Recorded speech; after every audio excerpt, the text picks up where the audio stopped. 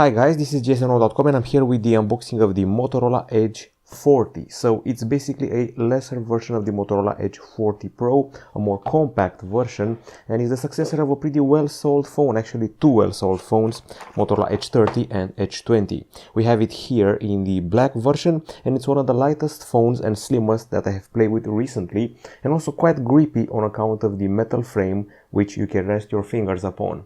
The price is around $500 or something like that, and once again a mid-range phone with a brand new powerful MediaTek 8020 CPU, the Dimensity variety, and also 167 grams in weight, a dual back camera, and also a OLED screen with a very high refresh rate, plus fast charging.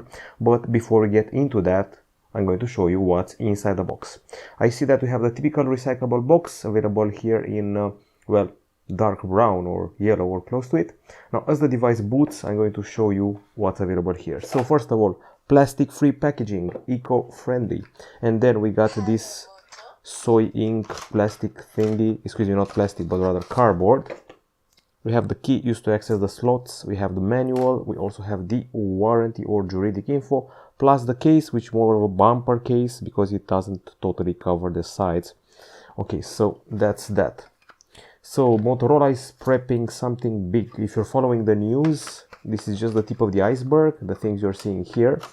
The Edge 40, 40 Pro, 40 Ultra are going to be followed soon by the Razer 40 foldable series. Before that happens, I can show you the cable, which goes from USB-C to USB-C, and it's quite hefty, quite long. And finally the charger, which is not an 89, it's a 68 watt charger with a singular USB-C connector.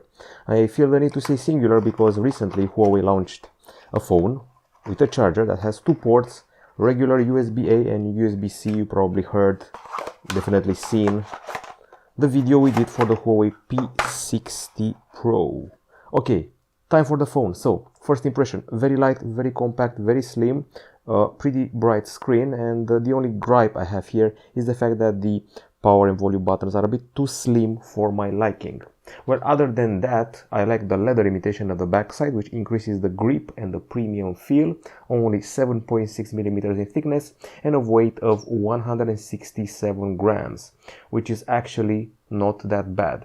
Believe it or not, even IP60 certification is on the table. We have an aluminum frame and a curved screen, as you can see here on the sides. Not the best decision, I would say, when it comes to gaming in landscape. Now, the colors include Nebula Green, Lunar Blue, Eclipse Black, and of course the famous Viva Magenta. Okay, so a pretty premium build, very comfy to use, very compact and light, just 167 grams. And I feel the need to talk about the screen now.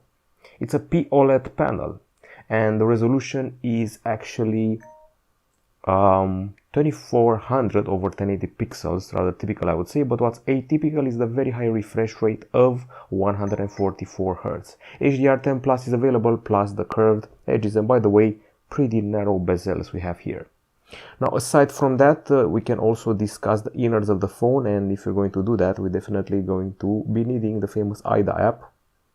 Now, I must admit, it's either I've forgotten or I haven't seen this CPU before. It's a MediaTek Dimensity 820 processor, 6nm octa-core with a Mali G77 MC9 GPU. So this is the CPU, Dimensity 8020. I'm surprised to see it in IDA. Usually new chips aren't recognized as well. And then we get to the other specs. 8 gigs of RAM. Also 256 GB of storage. There is also a version with 128. We're talking about UFS 3.1. We're also talking about the lack of a micro SD. But I think we can live with that. I actually exited the app too early because I also want to show you, not the ad, but rather the battery. Okay, so a 4400 mAh battery with 68 watt charging, and believe it or not, even wireless charging at 15 watts is on the table. There's a fingerprint scanner in the display. And as far as the entertainment is concerned, we may not have an audio jack, but we do have stereo speakers, this one here, and a very discreet one here, although a bit more visible than I've seen on other phones. Don't know if you can hear, you can see the slit here.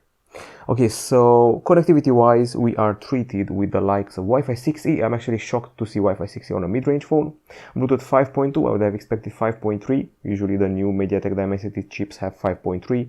GPS, NFC, USB-C 2.0 at the bottom. And I think it's time to move on to the cameras. So at the front side we have a 32 megapixel shooter which does 4K, which is a welcome f2.4 aperture.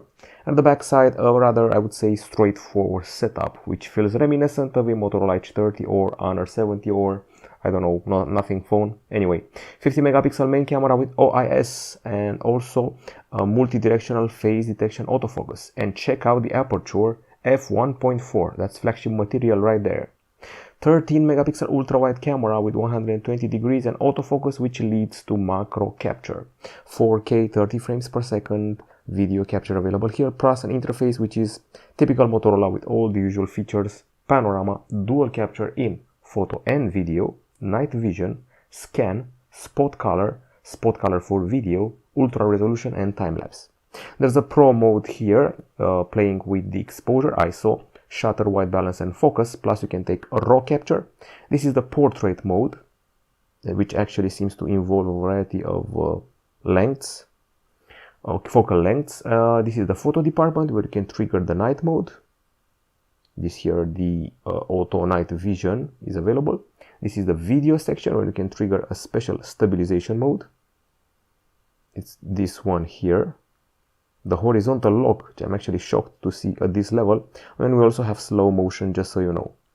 I feel that there's a lot to say software-wise. Lately Motorola has been positioning itself as not just a stock Android affair, but also with some extras. So first we have the Moto app, which shows you what's new in Android 13, gives you a lot to customize, starting with the themes, fonts, colors, icon shapes, and then going to the display size, layout, fingerprint animation even, peak display, dark mode and edge lighting. We have the gestures, which you can trigger for certain features or apps. And then we have the Moto Secure app, which has an interesting feature aside from the secure folder, network protection.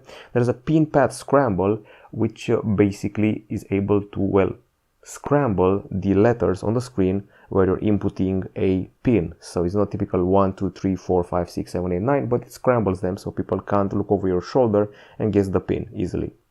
Display features: peak display, attempted display and edge lighting, plus gamers will definitely enjoy these options we have here for the titles: Moto Game Time, screen recording, blog notifications and more. Of course, we also have Dolby Atmos enhancements here with this mode: smart audio, music, movie, game, podcast and custom. They're customizable as well. And productivity wise, we have the Ready For app here. You can connect to a PC or tablet, share your connectivity, turn the phone into a webcam, or do this here, just use Miracast to wirelessly stream your content from the phone to the TV or display. You can use it for gaming, for video calls, as a desktop environment, and well, that's about it for now for the Motorola Edge 40. I mean, it's as premium as a mid-range phone can get, going from the processor to the stabilization of the camera and the productivity features of the software. Now, aside from that, I have great expectations from the way it handles, and I'm very curious about the battery. Motorola Edge 20 and Edge 30 were okay battery-wise, they were underestimated, but I want to see records from this one in case it turns into a hit. What's for sure is that it's a huge rival for the Samsung Galaxy A54. That's what it's gunning for. Okay, so that's pretty much it. First impression: very easy to handle, pretty powerful, promising screen and CPU and back camera. We'll be back with a full review very soon. Goodbye.